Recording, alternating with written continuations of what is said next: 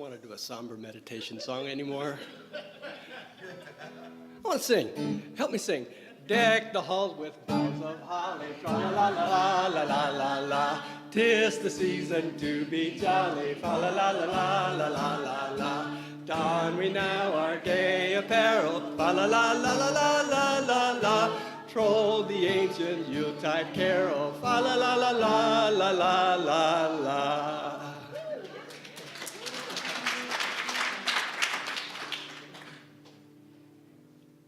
So I want you to notice something. I invite you to notice something. Some of you joined right in on the carol. Fa la la la la, and some were going, la la la la blah. And some were like, Christmas carols, really? I came to Celebration Circle to get away from that stuff. And I want to acknowledge that I felt all three of those things myself. I love singing Christmas carols. I love singing, period. And a group of people, I'm the hootenanny boy from way back when. And Christmas carols have become theologically fraught with danger for me. I've come to a point in my life where I think way too much about the meaning of life and the meaning of God. And when I sing some Christmas carols, they're just, I don't know, they don't quite sit right with me. And part of me wants to sing out, part of me is like, really? Do I believe in that? Do I? And it's not good or bad, it's just, I've recently come up with a brand new symbol for Christmas and for the understanding of the miraculousness of life that we celebrate at this time of the year. And so I'd like to share it with you. Salt. You've all seen this box of salt, and its tagline, when it rains, it pours. This salt is relatively new in our culture. We've always eaten salt. We've known salt was an important part of our diet for thousands of years. But it was only in 1916 that this free-flowing salt was made available to the American public. It added sodium silicate or something else to make it flow freely and be in boxes where it wouldn't clump. And if it did clump, it'd be easy to shake the clumps out and put it in your shaker. And since then, salt has become ubiquitous on tables everywhere. Some say that's good, some say that's really bad. I'm not here to take a position on it. I'm here to recognize that this is new. And that at about the same time that table salt, free-flowing table salt, became available in 1916 was the same time that the general theory of relativity started taking root among scientific circles. And for the first time in human history, humans began seeing the possibility that life was more complex than we had thought, that there were multiple levels of reality, that there was a universe out there, and that what we knew as the Milky Way and our understanding of the stars that surrounded Earth, which was itself still just 100, 200 years old at the time that salt became available, right about that same time when so many inventions and so many kinds of knowledge were bursting into Western cultural consciousness, we started to become aware of just how huge the universe is. And to help me demonstrate it, I'm going to ask David and Toby to come up. They were the ones who decorated this beautiful altar, by the way. Thank you for doing that. I'd like to acknowledge that this box of salt contains about 15 million grains of salt, give or take a few 100,000. And that if I were to pour this salt all over this tablecloth and make sure that each grain of salt was 7 miles from the nearest grain, it would have to be a very big tablecloth indeed. As a matter of fact, it would have to be a tablecloth several times the size of the earth. This black tablecloth stretching out way, way, way beyond what we know as planet Earth.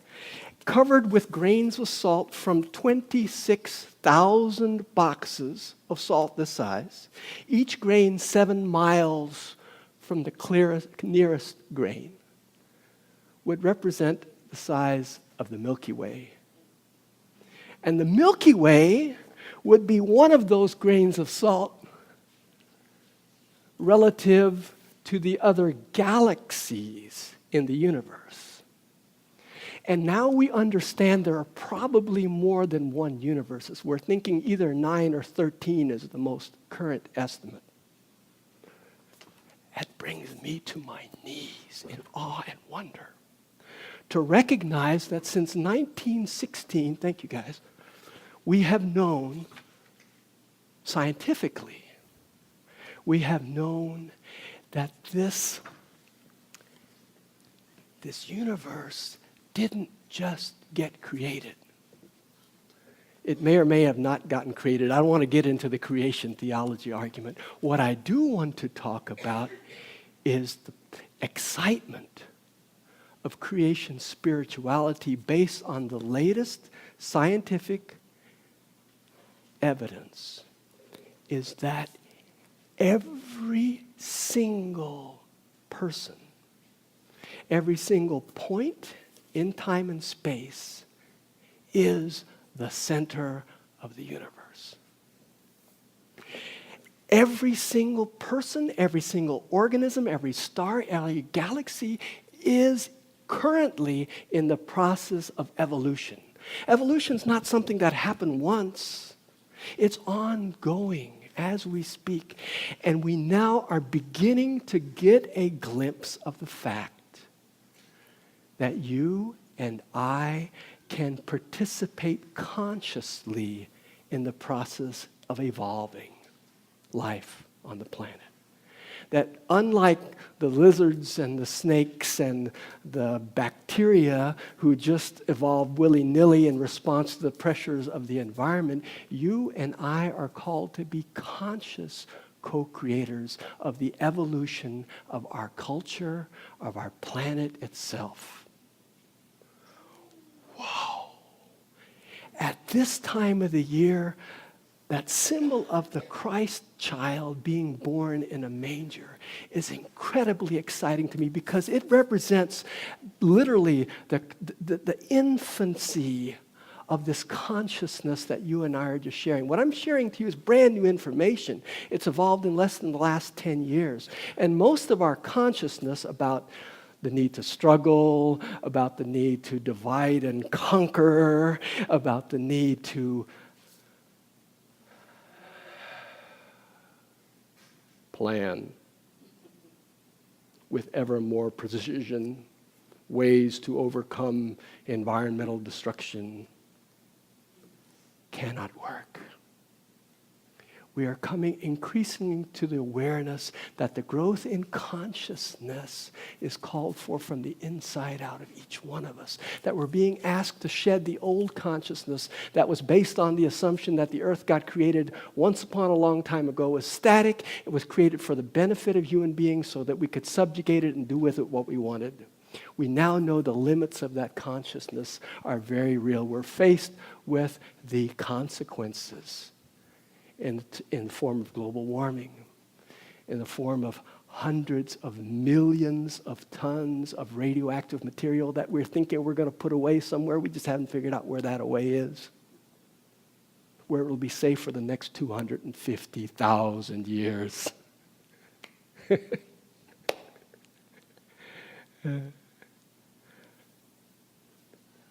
And instead of being scared by it or overwhelmed by it, we're asked to a place of awe and wonder. Glory to life in the highest. Because we are being called to the awareness that the Christ consciousness, the cosmological consciousness, the goddess consciousness, the Buddha consciousness, call it what you want, but it's calling us to embrace the latest of the scientific information along with the oldest sense of awe and wonder and recognize that I know nothing. And you know nothing, and you know nothing, and you know nothing. I mean, you know a lot. Yeah, you're a smart guy. You've got a bank account. You got a good job. You got an education. You got a doctorate. Yay, good for you. You know that much of what there is to know. We now know that the electromagnetic spectrum, the sum total of light energy that we know of, is huge. And that you and I as humans can comprehend approximately 1/10 trillionth of the information on the electromagnetic spectrum. 1/10 trillionth is what we're aware of, and how much of what we're aware of are we really aware of? And how much do we sleep through on a given basis? We now know that we can identify with our eyes and our hands and our sense of touch and smell and the latest scientific instrumentation. We can now comprehend 5% of what's in the known universe. The other 95% is dark matter, which is to say we don't know what it is. It weighs something. It takes up space and time, but we don't know what it is. We are called to a sense of profound ignorance, to let go of our wise guy know-it-allness and come to the same place that surely the shepherds came to, that surely the wise men came to. Whoever they were, whatever they did in real life, they must have been in awe and wonder to come face to face with a mystery they couldn't comprehend. And you and I are called to come to that same mystery and come to that same place of joy and celebration and possibility of co-creating a new reality based on peace, justice, connection, oneness, and plenty for all. Because we now know there are infinite resources. There's no need for a few people to have a little bit and a lot of people to have little. There is absolutely no need. There is plenty. There is plenty of plenty. Can you feel that? I know I'm getting all worked up about it.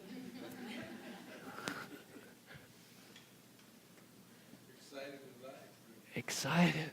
There's exciting possibility. We are not the victims of anything, much less a past that was based on limited beliefs and limited practices. We are called upon, one at a time, to step into the fullness of life and deck the halls with boughs of holly. La la la la la la la la la. That's my story, and I'm sticking to it.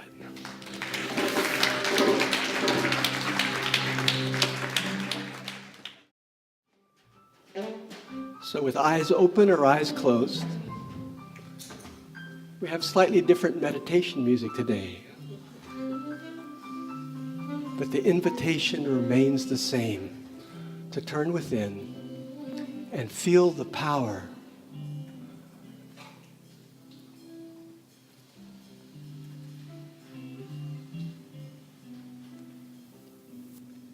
to feel the mystery,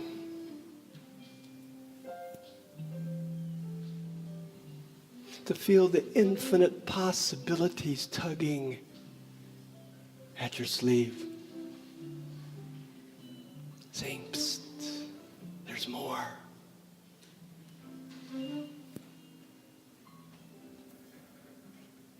With eyes open or eyes closed, breathe into the fullness, the bigness, the mystery, the magic of life, into the awareness of the burgeoning consciousness within and around you.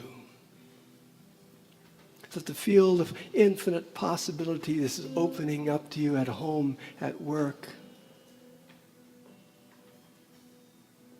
You're called to bear witness.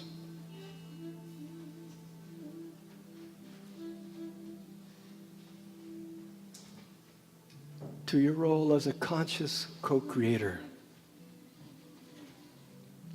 inviting Spirit, the higher power of your understanding, into your heart, into your mind now.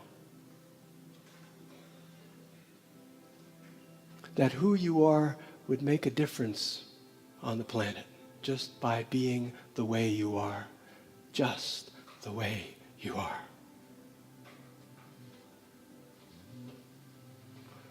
Not when you have more money or no more, lose a little weight, but just the way you are right now is powerful.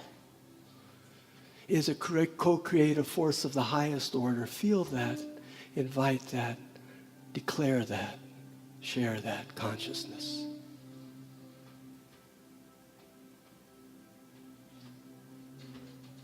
Now,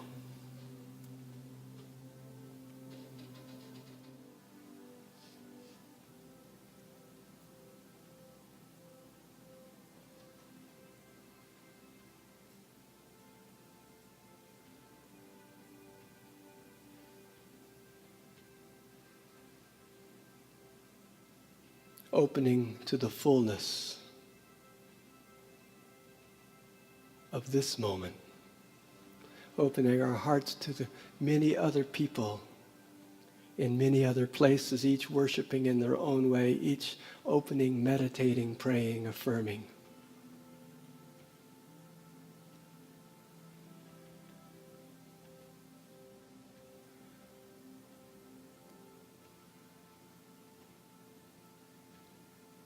That a new day is being born.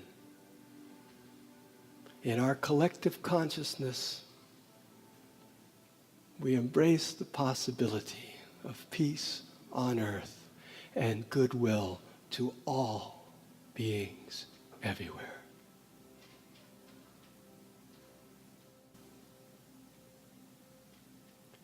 May you, may we, and all beings be blessed by your willingness to experience and express this.